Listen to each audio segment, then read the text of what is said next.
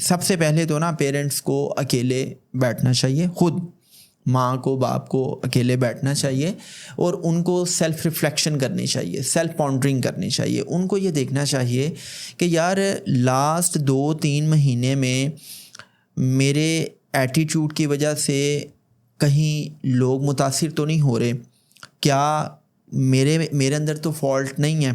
چونکہ کئی دفعہ ایسا ہوتا ہے کہ ہم اپنی فالٹ لائنز کو آئیڈینٹیفائی نہیں کر پا رہے ہوتے اور ہم دیکھ رہے ہوتے ہیں کہ میں ٹھیک ہوں بچہ غلط ہے. تو آپ دیکھیں کہ آپ کے جو ارد گرد لوگ ہیں، جو قریبی لوگ ہیں، جو آپ کے کلوز ایٹس ہیں، آپ کے فرینڈ سرکل میں جن لوگوں کے ساتھ آپ کا اٹھنا بیٹھنا ہے، جن کو آپ اپنا وقت دیتے ہیں، وہ لوگ آپ کے ایٹیٹیوڈ کے بارے میں کیا رائے رکھتے ہیں. تو جب آپ کو ان قریبی لوگوں سے پیور رائے ملے گی نا، سنسیئر اوپینین ملے گی، تو پھر آپ کو پتہ چلے گا کہ آپ کا اپنا ایٹیٹیوڈ کیسا ہے. پہلا کام تو آپ یہ کر لیں کہ اگر آپ کے اپنے اندر فالٹس ہیں تو آپ اپنے ان فالٹ لائنز کو ایڈریس کر لیں. دوسرا پوائنٹ یہ ہے کہ اگر آپ کو پتہ چلتا ہے نا کہ میرے اندر فالٹ لائنز ہیں اور میرے رویے کی وجہ سے میرے بچے جو ہے نا وہ باغیانہ پن پہ اترے ہوئے ہیں اور وہ مجھ سے دور ہوتے جا رہے ہیں اور ایک رفٹ کریٹ ہو گیا ہے، ایک کلیویج کریٹ ہو گیا ہے کہ اب بچے میرے ہاتھوں سے نکل چکے ہیں، وہ میری بات نہیں سن رہے، میرا کہنا نہیں مان رہے اور میرے ساتھ بیٹھنا بھی گوارا نہیں کرتے. میں گھر آتا ہوں تتر بتر ہو جاتے ہیں، ادھر ادھر چھپ جاتے ہیں، میری کالز پک نہیں کرتے، میں کال کرتا ہوں وہ مجھ سے شیئرنگ نہیں کرتے. تو پھر آپ کیا کریں کہ آپ کسی بھی طرح ان کو گلے لگائیں، ان کے ساتھ بیٹھیں، آؤٹنگ پہ چلے جائیں، کسی خوبصورت سینک پوائنٹ پہ چلے جائیں، وہاں پہ جا کے آپ اپنی ساری غلطیوں کا اعتراف کریں. اس میں کوئی مذائقہ نہیں ہے. آپ ان کو بتائیں، چن کے ایونٹس ڈسکس کر کے بتائیں کہ بیٹا فلاں جگہ پہ میں نے یہ اسٹیٹمنٹ بولی، مجھ سے یہ مسٹیک ہوگی.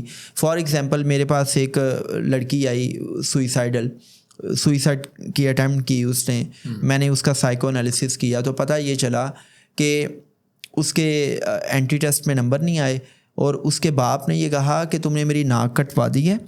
میں نے یہ سوچا تھا کہ تم ڈاکٹر بنو گی اور میں نے تم پہ اتنی انویسٹمنٹ کی، اینٹی ٹیسٹ کی تیاری کروائی اور اتنا تم پہ مطلب میں فخر کر رہا تھا کہ یہ کسی بھی طریقے سے میڈیکل کالج میں چلی جائے گی. تو مجھے نا تم اپنی شکل نہ دکھانا، تم اس قابل نہیں تھی کہ تمہیں یہ ساری پریپریشنز کروائی جاتی. اب دیکھیں باپ نے اپنی فرسٹریشن نکال دی جیسے تیسے بھی ہے، اس نے اس اسٹیٹمنٹ کے ذریعے اپنی فرسٹریشن نکال دی، لیکن اس بیٹی کو یہ اتنا بڑا ٹراما ملا کہ آپ نے نہ صرف اس کی نیت پہ شک کیا، آپ نے اس کی انٹینشنز پہ شک کیا کہ تم تو چاہتی ہی نہیں تھی کہ میڈیکل کالج میں ایڈمیشن ہوا. آپ نے اس کی پریپریشنز پہ بھی شک کیا اور آپ نے اس کی قابلیتوں پہ بھی شک کیا اور پھر آپ نے اس کے اندر ایک انسیکیورٹی انسٹل کر دی کہ تم کچھ نہیں کر سکتی نا، مطلب تمہارا کچھ نہیں ہو سکتا. اور آپ نے یہ بھی کہہ دیا کہ تم مجھے اپنی شکل نہ دکھانا. اس کا مطلب یہ ہے کہ آپ کا پیار کنڈیشنل ہے. نمبر آتے میڈیکل کالج میں چلی جاتی تو ٹھیک تھا، میڈیکل کالج میں نہیں گئی تو آپ یہ اسٹیٹمنٹ دے رہے ہیں کہ مجھے اپنی شکل نہ دکھانا. وہ لڑکی ڈپریشن میں گئی، ڈپریشن سے سویئر ڈپریشن اور پھر ultimately suicidal ideation and she attempted for a suicide, right.